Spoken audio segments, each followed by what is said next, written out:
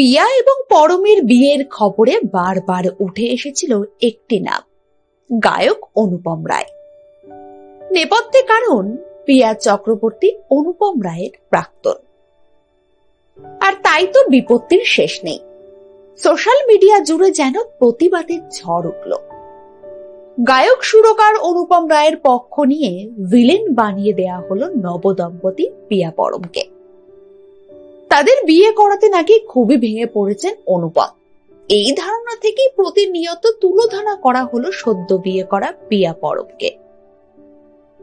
তবে কি সত্যিই ভেঙে পড়েছিলেন অনুপম রায়? কেমন আছেন এই গায়ক? বিস্তারিত জানতে ভিডিওর শেষ পর্যন্ত যুক্ত থাকুন ইউনিক সার্চের সঙ্গে। প্রেমের কানাঘুষো ছিল আগে থেকেই।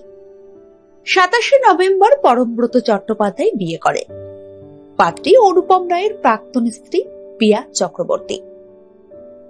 পরমব্রতকে বিয়ের আগে গায়ক তথা সঙ্গীত পরিচালক অনুপম রায়কে বিয়ে করেছিলেন পিয়া। 2015 সালে 6 ডিসেম্বর কলকাতায় বেশ জাঁকজমকভাবেই তাদের বিয়ে হয়। আর সেই বিয়ে ভাঙে 2021 সালে। তাতেই শোরগোল নেট পাড়ায়। কাঠগড়ায় তোলা হচ্ছে পিয়াকে। একাধিকবার কটাক্ষের সম্মুখীন হতে হচ্ছে পিয়া পরমকে।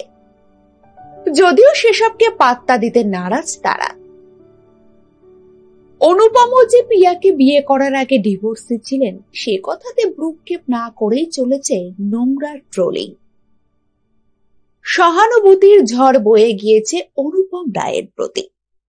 তাই স্বাভাবিকভাবেই প্রশ্ন আসে, কেমন আছেন তিনি? পিয়া পরমের বিয়ের পর মা বাবাকে নিয়ে ভাইজাগ বেড়াতে চলে গিয়েছিলেন অনুপম।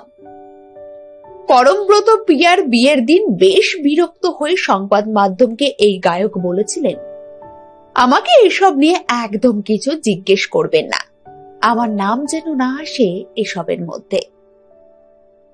তবে এদিন অনুপম এক সংবাদ মাধ্যমকে জানালেন, আমি দারুণ ভালো আছি, জমিয়ে গান লিখছি।